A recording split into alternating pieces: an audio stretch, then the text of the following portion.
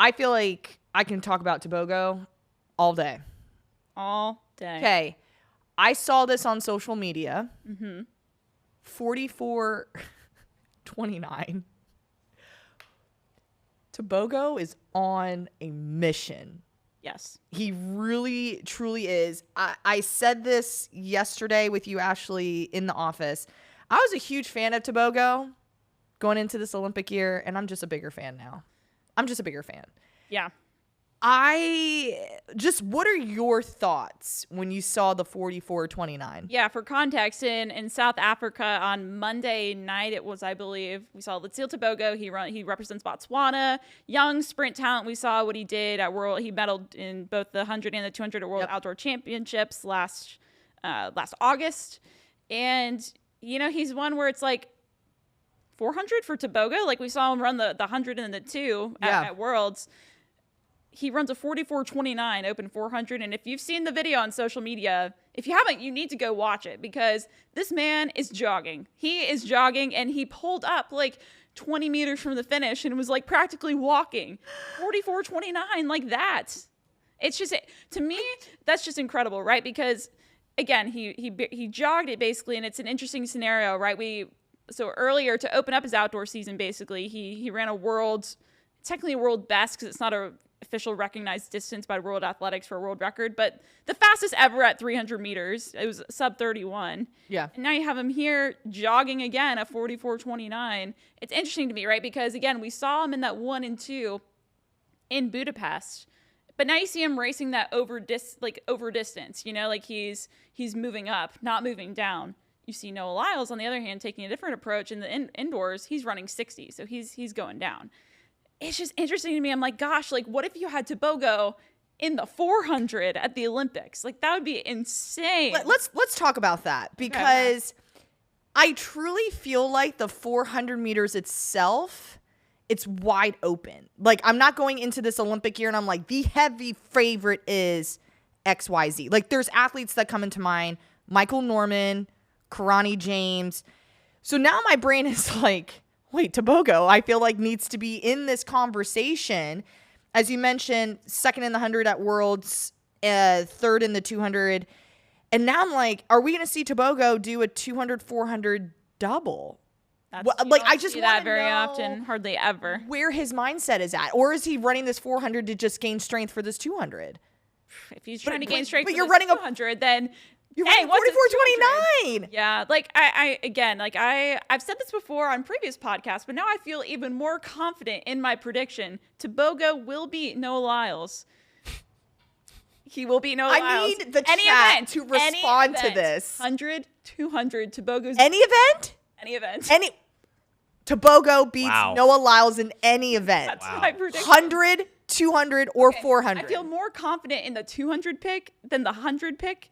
But also you have to see, too, that, he finished second to him in the 100. He was only, a few hundreds off of what he ran in the 100. Who do you think catches the most strays in the track world? Is it Noah? Maybe. Everyone? Maybe. Who else would it be? I feel like it's Noah. He's catching strays everywhere. No disrespect. I'm just saying I think Tebogo is underrated because I think we've created, I don't know if we is the right word, but there's been this narrative created where a lot of this focus is on Noah Lyles because he's been one to, and you could argue USATF and World Athletics, you're creating a narrative because you're trying to create fans. That's true. That's kind of, I think, the thought process there, wanting to watch track and field. So, hey, let's put the spotlight on one person. But I think in that case, you lose people like Tebogo. You lose people like Arian Knighton. These are two of the young guys that I think could be the future of the sport. And so I wouldn't be surprised if he beats him. I'm still stuck on the fact that you said any event. I'm putting it out there. And no disrespect to anyone. I'm just saying I think he can beat him. Well, again, I also think Noah Lyles is getting all of the attention and I honestly feel like rightfully so. He won gold in the 100 and the 2, won the 4x1. But I agree with you. I think Tebogo is an underpicked, underrated athlete. And here he drops a 44-29. I kind of want Tebogo to do this 200-400 double. I really think he can win gold.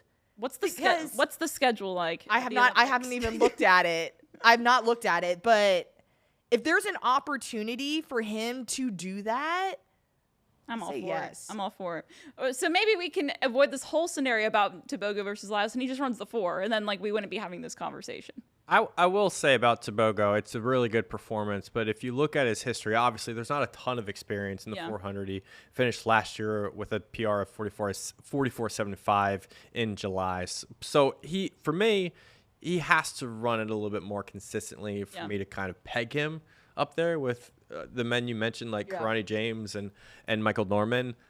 That being said, he's talented, but you could argue a couple other guys could be a 400 threat. Like, Fred Curley's not going to run the 400, but he could be a 400 threat, Oh, absolutely. I think it's just a matter of, like, what is your decision process as you lead into the Olympics? Yeah, because that's what I'm thinking. I'm like, are we just running this 400 for some strength? Yeah. Because right now, I want to see more.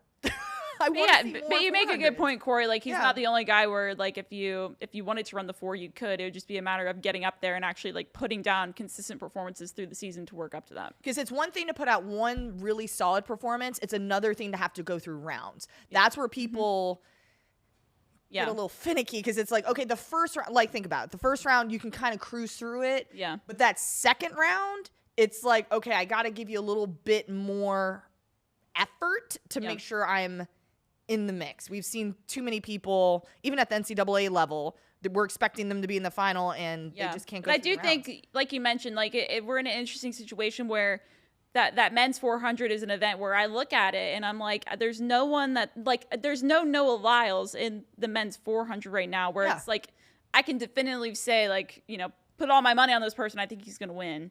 It's much more wide open. Like, I mean, we saw, I believe it was Antonio Watson from Jamaica, a younger talent, win the 400 kind of out of the blue at World Outdoor Championships last year. So again, it's one of those where someone could kind of sneak up to the top and grab, a medal. So if Tebogo wanted to do it and throw it down, then like this may be the year where he could win gold in a 400 if he really, really focused on it potentially. Tebogo, listen to me. I say yes. Go for it.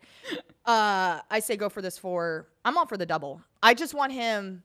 I think I need to see a Noah Lyles Tebogo matchup at the Olympic Games. I don't care. Well, I do care. I want to see it in this 200 because Ashley thinks Tebogo is going to win this 200. Okay. Lineup. Let's just say Noah Lyles, Arian Knighton, Tebogo. Oh, that's so at the 2. At the 2. That's so tough.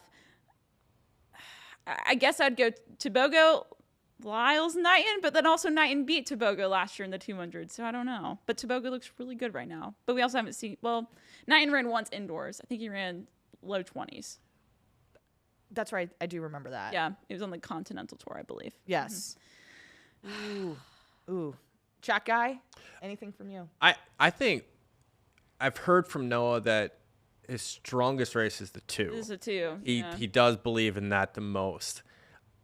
I do like my guy Arian, though. I stand Arian. But at this point, watching Noah run, I don't question his ability. Right now, you got to knock him. He is, You got to knock him somehow. He's I don't want to say he's the king, but like it's that metaphor, right? Yeah. He's at the top. That's all these guys are trying to knock him off. He's getting all these strays because he's there in that position. So I find it hard to say that he's not there. I think he is the guy to beat in the 200. So if it came down to it, I would pick Noah. Okay, 200. See, I'm just going for the wild card. I like a good wild card underdog story. Yeah. So that's maybe that's why I'm going Tebogo. I mean, maybe it's like, I got March Madness in the brain, underdogs, Tebogo, the underdog. Oh, okay. Wait. Another question then. Yeah. What seeds, if they were March Madness seeds, what seed would Noah be? What seed would Letsile be? What seed would Arian be? It's like 1, 2, 3. No. 1 to 16. What seeds are they? Well, I mean 1 through 8, I guess. So it would be a 1, 2, 3 situation. Yeah, because who else is touching them right now? I mean, I would kind of say like Letsile is like a 5 seed. 5 seed. Yeah. Wait, for who? For if we're thinking like traditional March Madness teams 1 through 16, I would pit him. Actually, I feel like that's fair because I think going into Worlds last year, people didn't really know a whole lot about him because he's so young. He's like the up and coming talent. But now we know. Yeah, y'all, we know about Tebogo now. Like he medaled. Maybe you put 9 at like a 3 seed. Arian's more of a 3, I think. 3 or 4. Yeah, because he's been around long enough, made enough teams where. Yep. That's crazy to say that he's been around long enough, even though he's like, what, 21? Yep. 20? No, not even 21. Oh my gosh. We got a comment here on YouTube. They said it's going to be Lyles, Tebogo, Knighton, and that's from Bednarik Beloyas. Okay. Fair. I see that. I'm That's still so gonna hard 'cause take the undercard or wild card.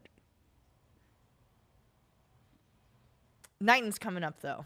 I'm not underestimating that kid. Maybe we just need to wait for more performances, and then Yes. we'll know from there. Maybe that's how we need to end it. We just need to see more. It's still March. We still need to see. It's still March. We're not to August yet. Yeah, we're not there. No. We'll have this conversation again in May. I'm sure we'll have this conversation plenty more times. Yes.